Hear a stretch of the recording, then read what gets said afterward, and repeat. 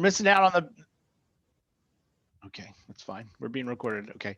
I guess we're missing out on the bagels. I actually bought bagels yesterday, so I'm good. After this, we'll have a little bagel lunch. I'm gonna share the Daf Makarot. So I don't know if people have printed them out, but I'm gonna share them, and then we'll go. Let me see if share works nicely. Okay. Let me move this. Can everyone see them okay? Because sometimes I know if I made them pretty big, but I can make them bigger. Are they clear enough? Okay, I see some nods. Okay, Yofi. I actually have a couple of versions of this. This is the second to last revision. Let me just double check. Is there someone who is going to be like letting people in, or is that my duty? I guess someone is letting people in. Okay, because I keep hearing buzzes. Okay. What we're going to do is we're going to look at a couple of agadot on a topic connected to the destruction of the Beit Mikdash. That'll give us an ability to enter into a discussion of the issue of music post Beit Mikdash, and especially music during the 3 weeks, the 9 days. And then we'll kind of come back out and see how the halacha has an impact on understanding the Agadah. And I'm going to give a suggestion on how to understand Rashi on this particular Agadah. As you know, I teach at Yeshivat Eretz Tzvi, and we have young fellows, guys out of high school. And one of the programs this year, because of COVID, we had almost every Shabbat was in. Normally we have a mixture of Shabbatot that are in and out, but this year almost all the Shabbatot, certainly until Pesach, were in, and even after Pesach we still had to have them because of COVID. Although we're very proud, I do have to toot our own horn. We worked extremely hard to keep the guys both in and happy and okay with everything. So we actually added a lot of staff for mental health to take care of them. We kept them in, and we were one of the only yeshivot that had no cases of COVID. None of our students got COVID. None of them tested positive. We tested all the time, and we were very successful. So we're quite proud of that.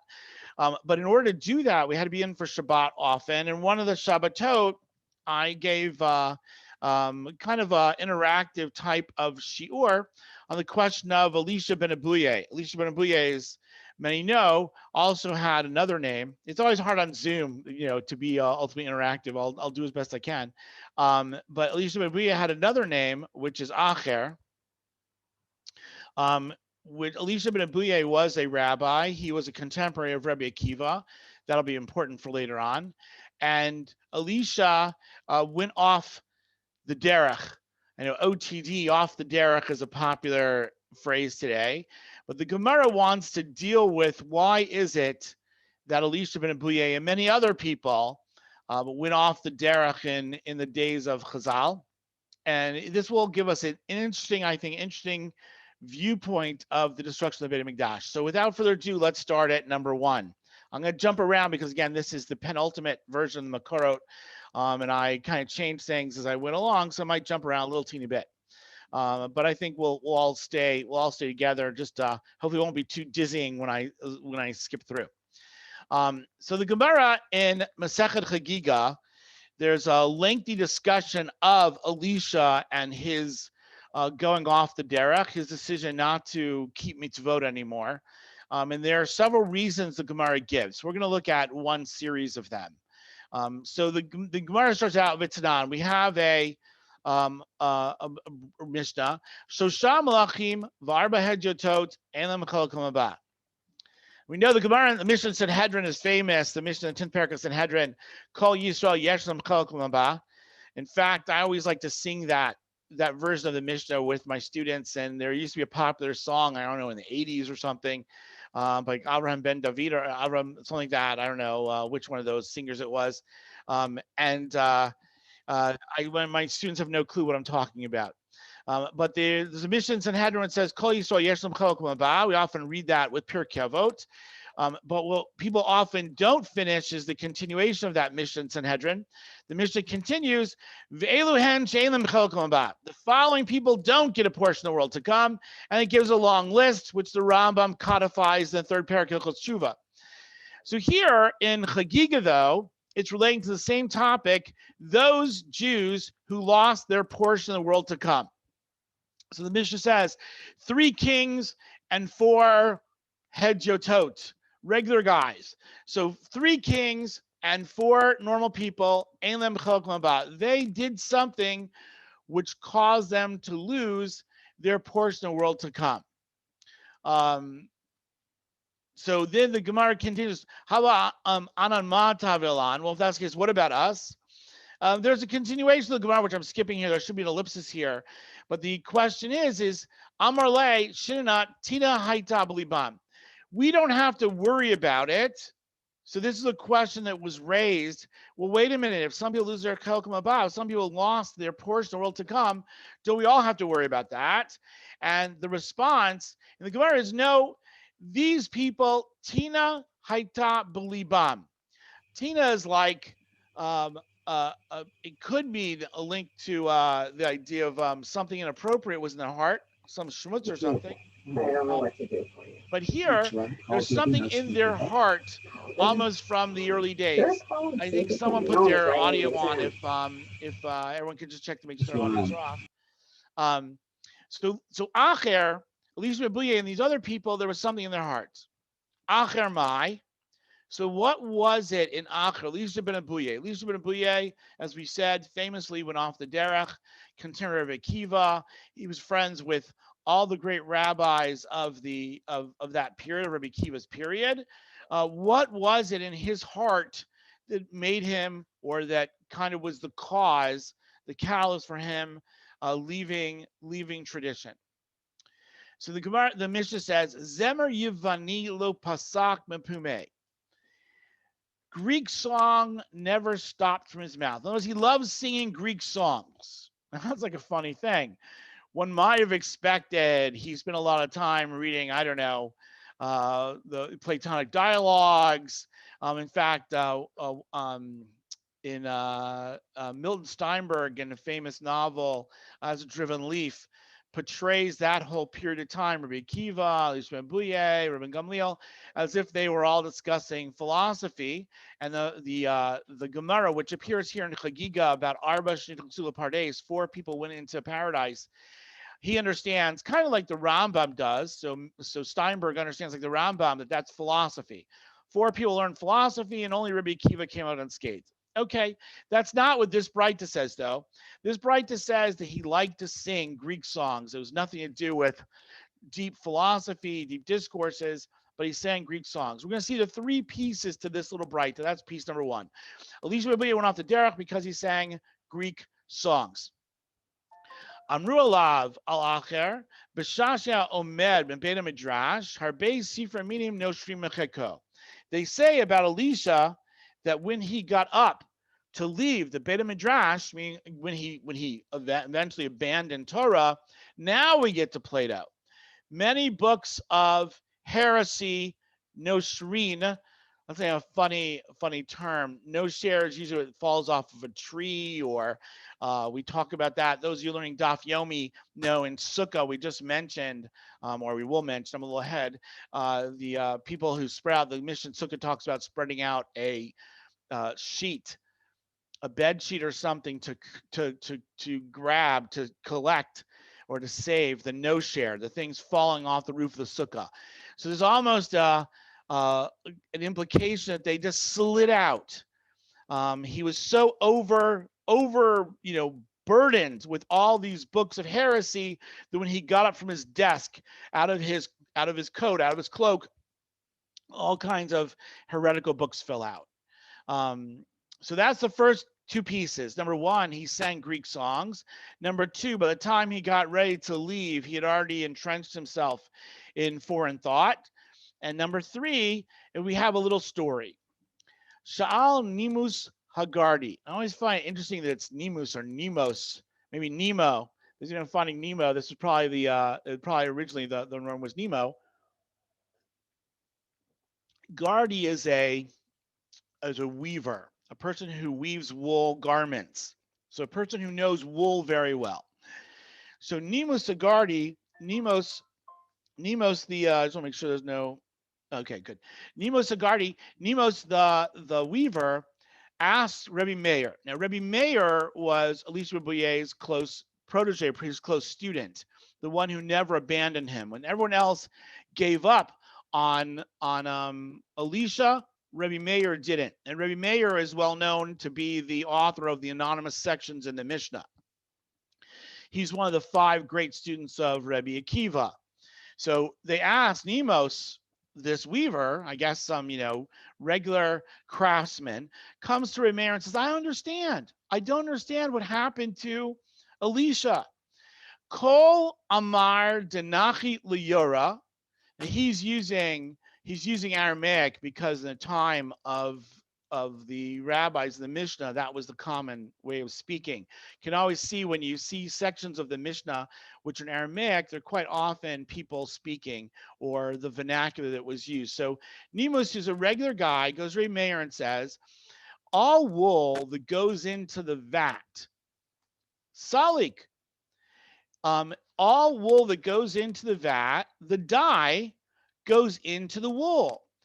So in other words, he's saying to Meir, I understand, we see scientifically, we see in our lives that if dye can overcome the impurities of the wool, shouldn't the Torah have protected Elisha? Elisha, who might have come from a community which was not engrossed in Torah, he himself wasn't, but shouldn't the Torah have protected him? Shouldn't the Torah have kind of been absorbed into his kishkas and therefore been his salvation? How is it that Elisha, knowing all Torah, being such a great rabbi, decided to abandon Judaism? Rebbe Meir, and you can imagine Rebbe Meir's poignancy because Rebbe Meir is such a close student of Elisha, and it's hard. It's hard for students when their teachers who taught them so much and taught them were their kind of their guides and their models and the ones they want to emulate go a different direction and leave Yiddishkeit. So he says, Amarle, Rebbe Meir says back to this fellow Nemos. Kol man dahavadakia gavime. Notice he's speaking Aramaic because that's what they were speaking. So it sounds like a real discussion. All that's clean on its mother, meaning the wool that is clean on its mother. What's the mother? The mother, of course, is the sheep. So when you have a sheep and you shear the wool off the sheep, if it's clean, if it doesn't have debris, then indeed, salik, the dye goes into the wool. But any wool that's not pure on its mother, lo salik, the dye won't go in. Now, the metaphor here is for Elisha. Elisha, as it said, the very beginning of this Braita, Tina Haita Belibo, that there was something in his heart, and that something in his heart is Greek songs. That for some reason, Greek songs prevented the Torah from kind of saving him. Because he sang these Greek songs all the time from his youth, they prevented him from really becoming a Baal Tshuva, and therefore eventually he was taken away from Am Yisrael. So far, so good. So the Braita gives us 3 things. Elisha sang Greek songs all the time, that by the time he was ready to leave, he'd already been engrossed in foreign heretical philosophy. And this story about Nemos, where Rebbe Meir says that the problem is that Elisha wasn't pure to begin with. So Rashi spells out the issue here, and this is the puzzling part. So Rashi says in number 2 here, Tina Haitabaliban, that there was something in their hearts. There was something in this whole group of people. We mentioned 3 kings and 4 regular people, in this case Elisha, something in their hearts that led them off the path. And Rashi says, Rashayim Ayub Miyamehan. They always had something problematic from the time they were young. Achermai, but what about Acher? What about Elisha?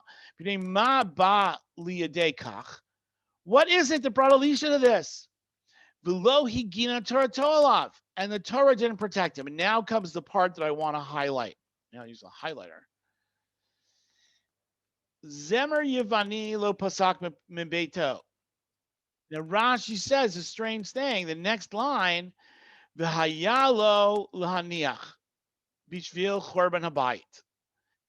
Elisha should have no longer sang Greek songs because of destruction of the Beit HaMikdash. And Rashi's proof is Zechtiv Bashir Lo Yishu Yain. A pasuk Yeshayahu says, it's a strange pasuk, with song don't drink wine. Now wine's not mentioned here. I don't know what wine's doing here. And why is Rashi says that he should have stopped singing songs because after Korban Beit HaMikdash, we can't play music. And what's the proof? The proof is this pasuk about wine. It's all very confusing. The Marsha, I'm going to skip down real fast. The Marsha asks a basic question in Rashi. Here in number 18. Amar Rashi, he was always singing Greek songs. And he should have stopped music because of destruction of the Beit HaMikdash. The pasuk says, Ad kan lashano. That's into Rashi. And comes to Marsha, he says, below zemer yivani elastam zimra. If this is Rashi's right, then why did the Gemara there, or why the Breita there, say zemer yivani? Elastam zimra lo pasak. Why didn't it say he always sang? In other words, Rashi seems to imply that because Elisha sang music after the Korban Beit HaMikdash, which seemingly is usher because that pasuk, that was the problem. And yet the Breita says not music in general, it says Greek songs. So why does Rashi leave off this thing about Greek? We're going to look at this in a minute. We're going to look at the next aspect of the proof. Now I'm going to skip back up. So the first thing for Rashi, the oddity of Rashi is Rashi says he should stop singing Greek songs because of the Korban Beit HaMikdash, and the Marsha says if it's contingent on the prohibition of music after the Korban Habayit, so then it should have been about music in general and not Greek. What does Greek have to do with anything? Now, that's the first problem with Rashi that Marsha brings up, and we'll come back to the Marsha at the end, which is why I guess I originally put him at the end. But I wanna sweeten the pot a little bit. I want to make it a little more difficult.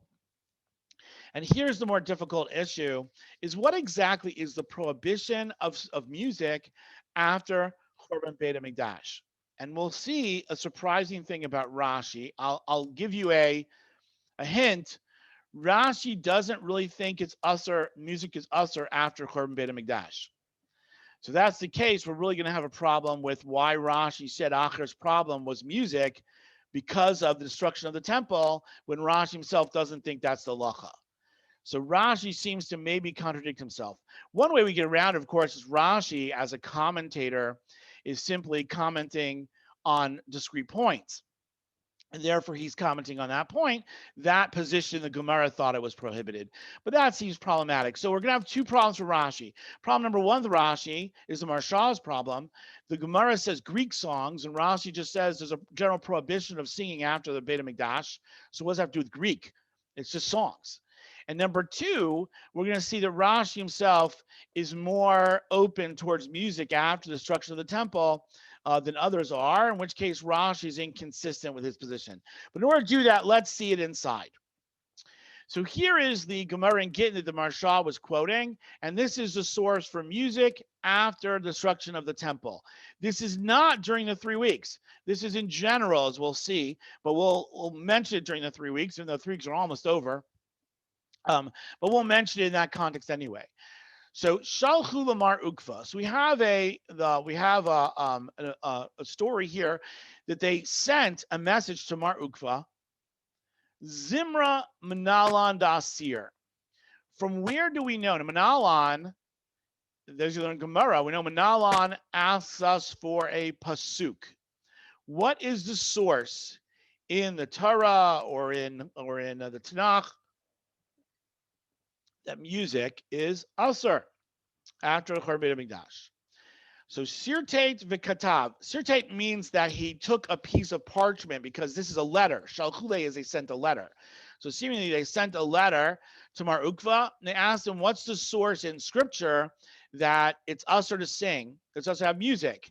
So he took out a piece of parchment, and shirtut means he drew a line on it because you're not allowed to write psukim on parchment without drawing a proper line, just like let's say for Torah. So that's what he did. So he drew the line, v'katav lahu, and he wrote the following. Pasuk says, and we're going to see this pasuk in Hosea. The Navi Hosea number 4, there's a pasuk he's quoting, but we'll see it inside the Navi. Al tismach Yisrael el gil ka'amim. Don't rejoice, Jewish people. Now, this is obviously, we're quoting Hosea and Yeshayahu. We're talking about the destruction of the first temple, Beit Rishon. But nonetheless, it applies to Beit Sheni as well, which Elisha lived after. So the pasuk says in Hosea, Al tismach Yisrael el gil ka'amim. Don't rejoice among them like the nations do. Ki zanita ma'alohecha, because you have zanita, you have gone astray from your Lord, from God. Ahavta, that you loved you. At non al kol granot agan, and then a continuation about flowery prophecy about the fact that you abandoned the gifts of God and the threshing, because threshing field. So here the pasuk says, don't rejoice, Jewish people, and don't be overly joyful. Back in the Gemara and Gittin. So Mar Ukva quotes this pasuk right here. Al tismach Yisrael al gil ba'amim. That's what he says. This pasuk in Hosea, don't be joyful. Now, the joyfulness doesn't mention alcohol. It just mentions joy. I think that, there's always those musar schmoozers about, Purim time, you don't have to drink in order to be joyful, et cetera, et cetera. So joy is not contingent on alcohol. So that's an imperfect verse, as well, or imperfect verse we'll see. So the Gemara says, quote this pasuk. Why did he quote the pasuk of don't be joyful about singing? Why does he quote this pasuk? Bashir lo yushtu yain, yemar shechal shotav. So that's his pasuk here in Yeshayahu. Bashir lo yushtu yain, don't drink wine with song. Yemar shechal shotav. Let the beer be bitter, the drink be bitter to its drinker. Why didn't he quote that pasuk? So go back to the Gemara number 3. If we'd quote the pasuk in Yeshayahu that says Bashir lo yushtu yain, that says don't sing with wine. I would have thought this only prohibits zimra demana, song with mana. Mana is a kli. Mana is a instrument. I would have thought that Yeshayahu was only prohibiting playing music with instruments, but a cappella would be fine. Aval de puma shari. I would have thought that a cappella, just singing without instruments, just singing would be fine. Kamash Malan. Therefore, Mar Ukva chose the pasuk about Al Tismach Yisrael, don't be joyful. So we have 2 psukim. One says don't be joyful like the nations are. The other one says don't sing with wine. And the Gemara seems to conclude that both are prohibited. If we look at the Mishnah and Sanhedrin, the Mishnah says, Misha Batal Sanhedrin, once the Sanhedrin was nullified, Batla Shir Beit HaMishtaot. Wine was stopped in the Beit HaMishtaot. Now, Beit HaMishtaot is a slippery word because Beit HaMishtah can either mean like a pub, a place where they have alcohol. It's often used, like it's used this way in the Mishnah and Brachot, to mean like a wedding party, a wedding ceremony. But in any event, it means something with alcohol.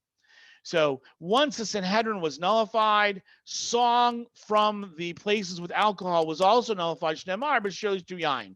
don't sing with wine. So we have like this mishmash here. We have a pasuk in Hosea which says don't be joyful. We have a pasuk in Yeshayahu which says don't sing with wine. We're looking for a prohibition of music. The Gemara seems to say that there's two different types of music: music with instruments, music that is without instruments, instrumentals, and those with a cappella. And here we have, at the Sanhedrin, there's a prohibition, as it were, of music without wine. So how do we unravel all this? So let's look at the Rambam. The Rambam, the king of clarity, clarifies this for us. Says the Rambam, V'chen gazru shlolin again b'kli shir. Chazal, the Chachamim, or in this case, Anshe against a Gedola, or it goes back to Nevi'im even, they declared you shouldn't play musical instruments. V'chol minei zemer, all types of music. V'chol mashmiei kol shel shir, and all types of music. Aser lismoach behem, all types of music are aser. V'asr lishmoa mipnei chorban, and you're not allowed to listen to music because of the destruction of the Beit HaMikdash. V'afilu, now look at the Rambam here. V'afilu shira bepeh al hayayin asura, and even a cappella with alcohol is prohibited. Shneimar, as Pasuk says, b'shir lo yishtu yain. So let's clarify the Rambam.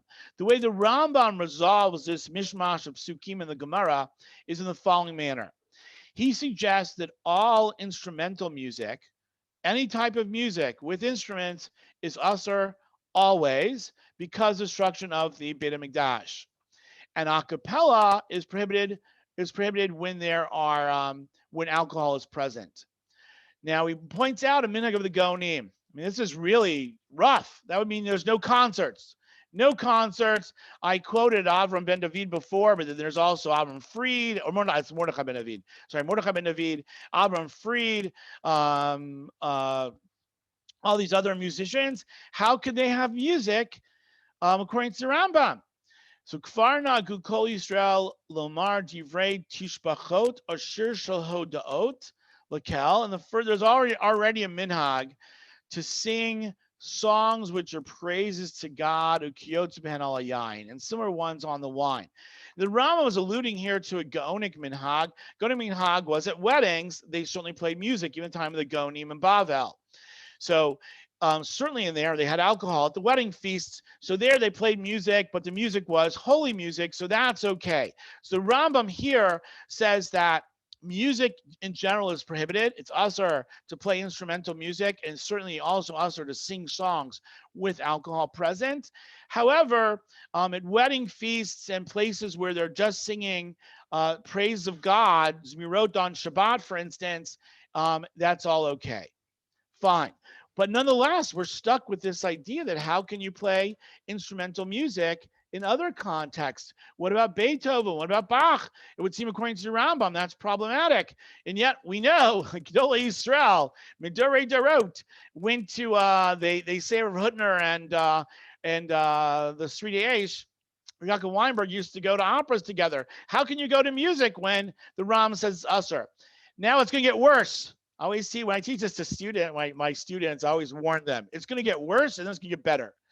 So let's look at the worst part. The Rambam there is in the Mishnah Torah. That's his code. But what about in his Tshuvot? In his Tshuvot, the Rambam, I always imagine the Rambam, often people like to compare the Rambam to Yehuda Halevi. Yehuda Halevi was a poet at heart, and he wrote a book of philosophy. The Rambam was a lawyer at heart, and he wrote a book of philosophy. And you can kind of see many differences between them. There's similarities as well. And what I'm saying now is a great generalization. But you get the feeling, I always get the feeling the Rambam was a teetotaler.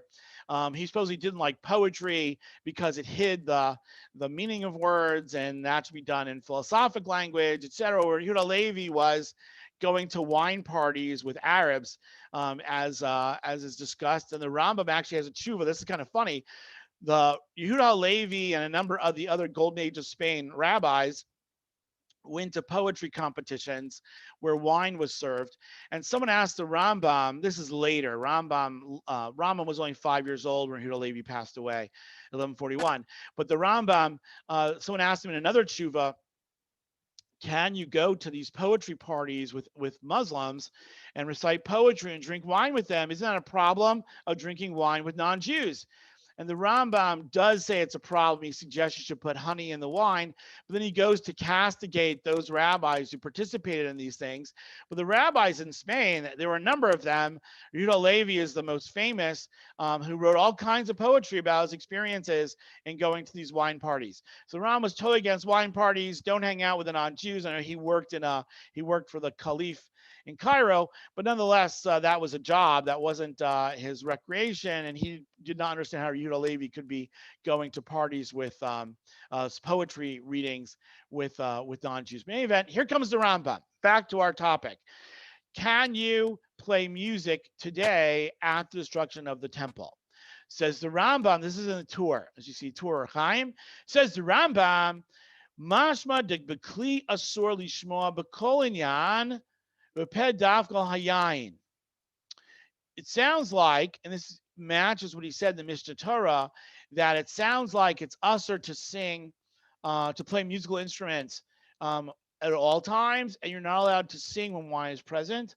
Avahu bier b'tshuva shadafil pe'aser afbala mishteh. But the Torah quotes the Ram in a tshuva, and that's in number 9 here. The Rambam himself in a tshuva, when someone asked him, are you allowed to sing today? He said, even singing is usher. So according to the Rambam in the tshuva, at least, all music, even a cappella music, even going to a choir concert without instruments is usher, and going to a choir concert with instruments is usher. Now, maybe one could argue that the Rambam had said the minhag already is to sing holy songs, and maybe if you go to a concert of like I said, Avram Fried, who sings so beautifully, maybe that's okay. But to go to a secular concert, the Ram would seem to say it's completely usher. And here in the tshuva, even without instruments, he would say that it's usher, and that's based on the psukim. Okay, so far, so good. And by the way, Moshe Feinstein agreed with the Rambam. Moshe Feinstein understood the Rambam and the Tshuva to be the true halacha, and therefore Moshe Feinstein argued no music today whatsoever. So when I asked him, what about these parties that yeshivot have for fundraisers, can you have music at those? Because they were having music at those with instruments. And Ramosha, first of all, threw up his hands. I don't understand. I don't know if MTJ did that. I don't know if anyone here learned MTJ. But the Ramosha Feinstein threw up his hands and said, I don't understand why it's okay. Why is it okay for these yeshivot to have them? She says maybe for fundraising purposes it's okay or something. Everything's okay for fundraising, but in general, the Moshe was adamant the music was a problem. But let's go back to our friend Rashi. The entire sugya, and this is a little subtle point, Rashi reinterprets the entire sugya unlike the Rambam. He interprets the entire sugya when they ask the question way up here, Shalchule lemar ukva zimra manalan dasur. How do we know that music is asur? Comes Rashi in number 11. Zimra, what music? Vishorer bin mishtaot. What about singing when there's alcohol present? In other words, according to Rashi, the Gemara never brought up the question of music outside of an alcohol circumstance, outside of a pub or outside of a wedding. And we know, again, the minhag gonim at weddings too is okay. So they never asked. According to Rashi, the question was never raised because it's not us to listen to music outside of an alcohol context. So of course you can go to a concert. According to Rashi, you go to a concert, you can go to a Beethoven concert, a Bach concert, it'll be fine because they never asked that. The prohibition never had anything to do with music in general. It was only music in the context of alcohol. Okay. Now Tosafot want to up the ante a little bit. They're grandchildren of Rashi, say, Grandpa, okay, I understand that you don't agree with the Rambam. And of course, these are anachronistic because Rashi lived 100 years before the Rambam did. But the Tosafot, who lived about the same time, Rabbeinu Tam was about the same time as the Rambam, a little bit older. And they overlapped a little bit. And certainly the Rihazaken, Rabbeinu Tam's nephew, Rashi's great grandson, was the same time as the Rambam. And they said, wait a minute, Grandpa, we understand that you interpret the Gemara to say it's only, you limit the scope of the Gemara to be referring only to cases where there's alcohol. But outside of an alcohol context, there's no problem with music. Tosafot, number 13, I'm not going to read inside, I'll just say outside. They say there are other contexts where music seems to evoke great joy. And they say, for instance, kings.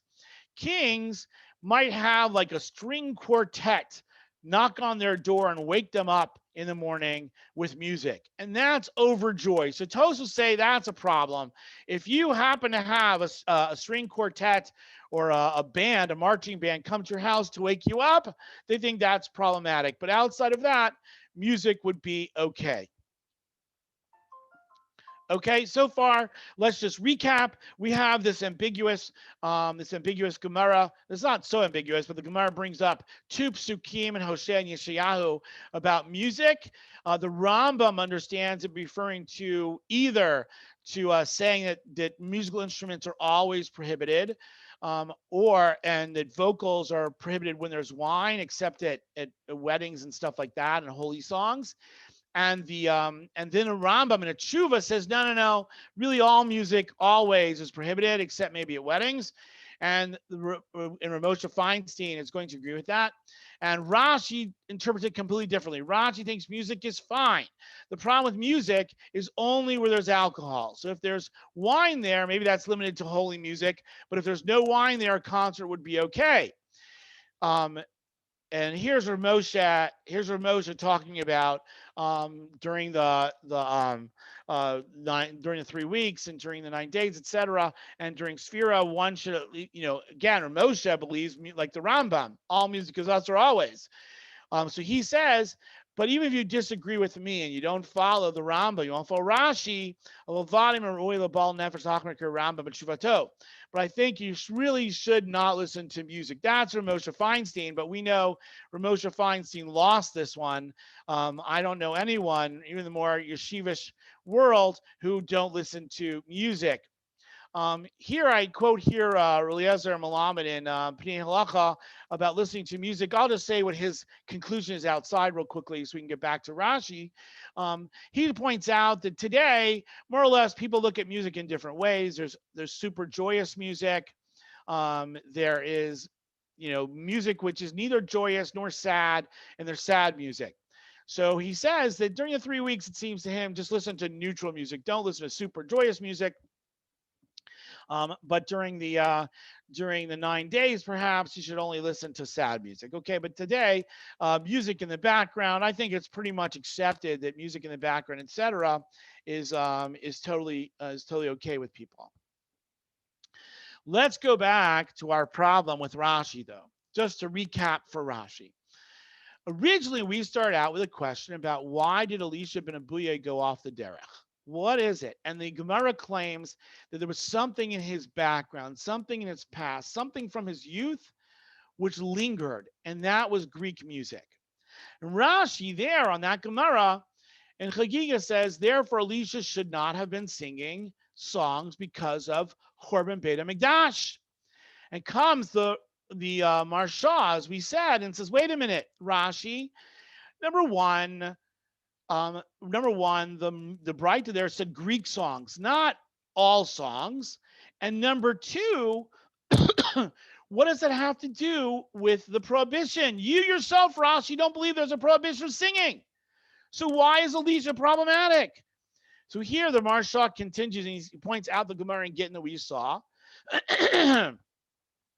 Masechet Gittin, Zimra Manal and Asur, Gam Enonira. You also can't say that Elisha was over the prohibition. Why are you saying, Rashi, and based on this Gemara, why are you saying that singing those songs caused him to become heretical? to go into the world off the derech. V'nired anakal zem Yavanit. So says the Maharsha, no. Greek songs must be something intrinsically problematic. Not songs, but Greek songs. Dayabo minut bezemer gufe. There must have been something heretical about the music. In other words, it wasn't just Greek songs, but it was like Platonic songs, or he was singing the praise of Socrates, or the Stoics, or whatever it might be. And it was that music which had heretical ideas in it, says the Maharsha, that was problematic. Ukihai Gavna Amruba, so Perik Maruba, and this is what we say in Baba Kama, De Chochma Yivanit Asura. The Gemara says that Greek wisdom is asur v'tamashum demashkel minut, and the Gemara says because it draws you to heresy. So Maharsha disagrees with Rashi. No, Rashi, it's not music after the Korban Beit HaMikdash, which you yourself don't think is problematic, but rather it's because it was specific heretical music that led him off the path, and that was what was problematic. I want to look at the basis of the Maharsha's statement, the Gemara, which is the Maharsha's statement, and then I want to go back and think about Rashi a little bit deeper. I think if we are midayek, if we're very careful in reading Rashi, we'll see Rashi doesn't say what we thought he said. So here is the story that the Maharsha is referring to. Famous story, very apropos for this season. Tanu Rabbanan, Keshasaru Beit Chashmonai Zelzeh. We know that the Maccabees, the Chashmonaim, fought to drive out the Seleucids, who were descendants of the Greeks, from Yerushalayim, and eventually were successful in taking Yerushalayim. Several generations later, like the third or fourth generation from the Chashmonaim, from Yehuda Maccabee, there was a story about two brothers. Hyrcanos mibifnim veristablos mechutz. Hyrcanos, brother number one, was inside. Now these are the descendants of the Maccabees, and Aristobulus was outside. We'll read the whole story in Baba Kama, then we'll unpack it. So Hyrcanos was inside. He thought he should become the new king. Remember the Maccabees. One of the questions on whether or not Chazal critiqued the Maccabees, whether or not they had a difficulty with them, was because the Maccabees declared themselves kings. Now we know, and we remember about the Maccabees, we say it in the davening that Mattityahu was the Kohen Gadol. The Maccabees were Kohanim. The Kohen can't be a king. The kings only come from Shevet Yehudah. So how could they become kings? The Rambam in Hilchot Malachim actually excuses the Maccabees, and he says that for a temporary period of time, anyone from any of the Shvatim can be a king, but it's only limited. It's only in the future the actual Malchut has to go to a descendant of Yehudah and David, but temporarily you can have a temporary king, and that's what the Maccabees were. Those of you know, the Rambam speaks beautifully in Hilchos Hanukkah about the Maccabean revolt and how it declared freedom for Am Yisrael for 200 years. It depends on how you count. According to this Gemara, one might cool the Rambam a little bit, because here, this is taking place, we know when this took place. The Civil War, the Maccabean Civil War, took place around the year 63 BCE, a full 100 years before the Romans will destroy the Beit HaMikdash. So Hyrcanos and Aristobulus are fighting. This is the beginning of the ascent of Rome. Rome is pretty powerful, but they have not taken over everything yet. And they're fighting. Now, we know in wartime, there's often at the battle lines, there is a hidden economy. Hidden economy is a black market. You know, one group has cigarettes, the other group has coffee. So the soldiers want to share them. The soldiers will share them. I imagine commanders are not so happy with the fact that they're sharing supplies, because that keeps the battle lines going. So here, in the case of the temple, we have this issue as well. Now, in regards to Hyrcanos's troops inside, they have food. Obviously, they run out of food eventually. Eventually, Aristobulus might win because of the siege, but there was water coming in from the Shiloach. There were fields within inside the walls of the old city. They could last a siege for quite some time.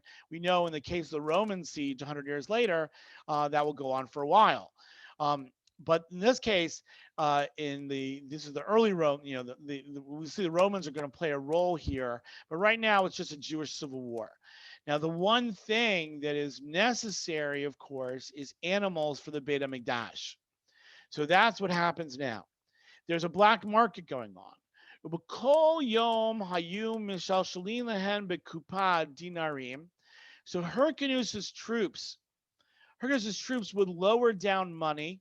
They had like some sort of, like a basket.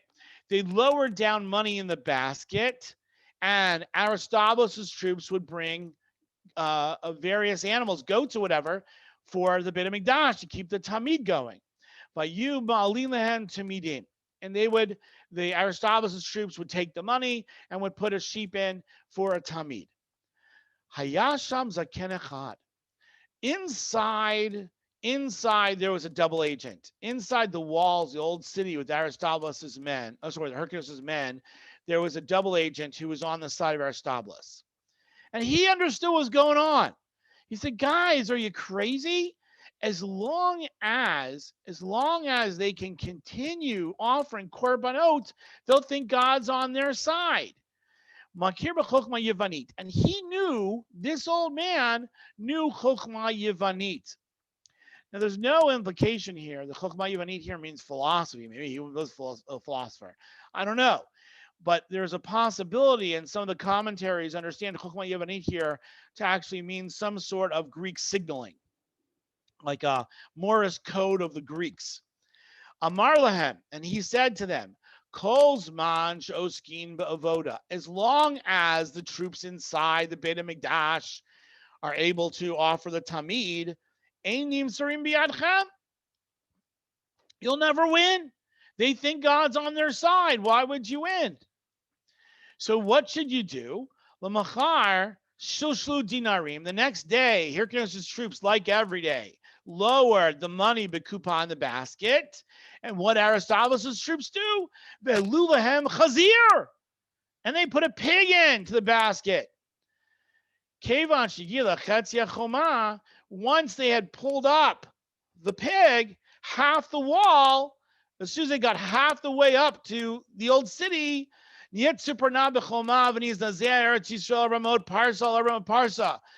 pig stuck its hooves.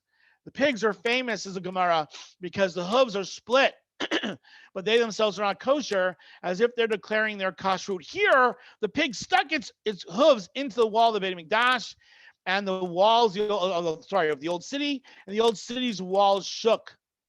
From then on, they said it's cursed to be he who raises pigs, which is a source for the state of Israel not allowing pigs to be raised on the land of Israel. And cursed be he who teaches his son chokmah yevanit. Let's unpack this story a little bit. So the descendants of the Maccabees, and who were the Maccabees? And maybe I'll stop the share here, and I'll be able to speak straight. Who were the Maccabees?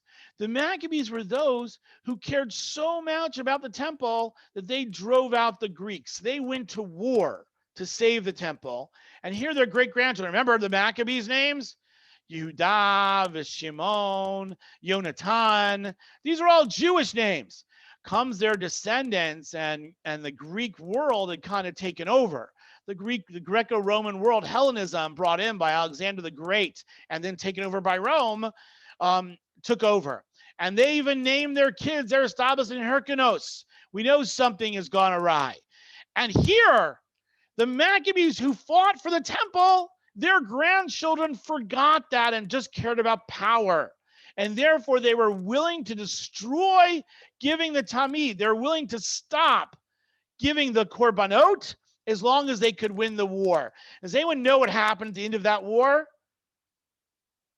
Pompey brought in one of the legions of the Romans and said, I'll help you decide the civil war. And he eventually takes over Israel. This is the beginning of the fall, which will culminate in the destruction of the Beit HaMikdash 100 years later. Aristobulus and Hyrcanus invite the Romans in to kind of set up, kind of make Israel, to make Eretz Yisrael into a vassal state of Rome.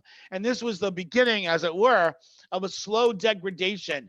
So the Maccabees themselves, who had fought against the Greeks, comes the Maccabees, and they, because they loved power, their descendants loved power and influenced by Greco-Roman culture so much, forgot the Jewish culture and ushered in the Romans. We'll go back to Rashi for a minute. Rashi, if we read Rashi very carefully, like the Maharsha points out, Rashi never said it was forbidden. He didn't say Acher's problem was it was forbidden to sing Greek songs. He said, and I'll quote the language very carefully, Haya lo lahaniach. He didn't say Asur lo lashir. He didn't say it's usher to sing. He said he should have stopped singing. It was inappropriate. Why? Let's understand who Acher was. Acher, as we know, is a teacher of Rabbi Meir and a contemporary Rabbi Akiva. If we do the calculation, we know kind of the exact time period. Rabbi Akiva was killed in the Bar Kokhba revolt between 132 and 135. So Acher would have been a contemporary of his. That means that at the destruction, when the Romans destroyed the Beit HaMikdash in 70, 68, 69, depending on which count you use, but we'll say 70. In 70, so Acher was either a little kid or had not been born, but he was of the first generation. And his parents saw the destruction of the temple by the Romans. The Romans are the inheritors of the Greeks. They are the inheritors of Hellenistic culture. And here, Acher is singing Greek song, despite the fact the Romans destroyed the Beit HaMikdash. Despite the fact that it was the Maccabees who failed to maintain their generations. I think Rashi's saying it's not usher. I agree. I've argued on the Gemara that singing, that music is not usher. Even with instruments, Rashi says it's okay. Just not inside a pub or something. But if you want to sing songs, knock yourself out. But what songs are you singing? For Acher to sing Greek songs, it was like someone after the Shoah singing, playing Wagner. It's like someone who said, I don't care what happened to my people. I like the music more. And the fact is that the Greek and Hellenistic culture is what eventually led to the destruction of the Beit HaMikdash. So Rashi's coming to say it's not a fulfillment of the prohibition. That's not the issue. It's usher. It wasn't usher for Acher to do it. That's not what let him off the derech. What let him off the derech was from his very beginning, Tina Hayaba Libo, from his very early days, Acher was out of touch with Jewish sensibilities. Acher was singing Greek songs because they're beautiful, they're great. The fact that they were responsible ultimately for the destruction of the Beit HaMikdash, because through the Hellenistic chain, the Greeks and eventually the Romans, who took over their culture, destroyed the temple, it doesn't matter to me. It doesn't matter to me. What matters to me is the music is beautiful. Ultimately, Acher had failed in understanding a basic issue. It wasn't mean to be part of the Jewish people. For Acher, his songs, his joy was not Jewish joy because his sorrow was not Jewish sorrow. We know that the Gemara says those who mourn the destruction of the Beit HaMikdash will be zochet to see the rebuilding of the Beit HaMikdash. But Acher never mourned the destruction of the Beit HaMikdash. He was too busy enjoying culture. And he missed being part of the Jewish people. So it's not surprising that when he got up, heretical books had already fallen out of his cloak because he already was gone. Even though he was in the Beit HaMidrash, he wasn't really in the Beit HaMidrash. He wasn't really there. I remember when I was in Yeshivat Har Etzion during the Gulf War, the first Gulf War. At the time, we only thought it was the Gulf War. We didn't know there were multiple Gulf Wars. And there were videos of people leaving Israel. especially certain yeshivot where the people didn't feel kind of the connection to the Zionist project, didn't feel connection to Medinat Israel. And I was a gush, and Lichtenstein gave a very powerful sikha. Almost nobody left gush, none of the chutznikim. And Lichtenstein gave a powerful sikha. And he said, listen, you can be in Eretz Yisrael and feel you're not part of the people. And you can be in Chutz Aretz, you can be in New York, and you can feel you're part of the people. It's about your heart. One of the problems here was that Acher didn't have the heart. His heart wasn't with the people. He was so busy enjoying Greek culture. He was so busy enjoying Greek books and philosophy and not paying attention to what it meant for his own people. These are the people who destroyed them. When I took Latin for a number of years in high school. And when I took Latin, we studied, I won some prizes as a history of the monarchy and in state Latin forum. And one of the things that we did was we studied about Hadrian. And when I studied Hadrian, who was the persecutor of the horrible crimes after Bar Kokhba revolt, the Hadrianic persecutions, when we studied Hadrian in the context of Latin in a public, I was in a private school, not Jewish school. So we discussed Hadrian the Great. He was great, the great builder. Look at all the wonderful things he'd done for Rome. And it wasn't until later on, and I, got more engrossed in Jewish religion, understood Torah, that I understood Hadrian was a horrible person. He persecuted my people. So unless you're attuned to that, Acher was like, what's the problem with Hadrian? What's the problem with Greek culture? What's the problem with all of this? A lack of basic attunement to Jewish joy and Jewish sorrow. So when he got up from the Beit Midrash, heretical books fell out of his pockets because he was never really in the Beit Midrash. Like Lichtenstein said, you can be here and not be with the people. So when Nimus Agardi comes to him and says to Rabbi Meir, why didn't the Torah protect him? Rabbi Meir's response is, the Torah didn't protect him because only the wool, which is pure in its mother, does the dye go in. Only if you're open to the Torah and open to your people and open to being part of Am Yisrael can the Torah become one and part of you. But if you're seeing the Torah as just another aspect of culture and you like Greek culture better, you'll never be part of the people. So Acher went off the derech because, as Rashi said, Haya lo lahaniach. He should have stopped singing these songs, not because they're usher. He should stop singing these songs because he should have had a Jewish heart. And unfortunately, Elisha ben Buye lacked a Jewish heart and Jewish sensitivity. The joys have to be Jewish joys, and the sorrow have to be Jewish sorrow. We're about to mourn the destruction of the Beit HaMikdash just in a few days.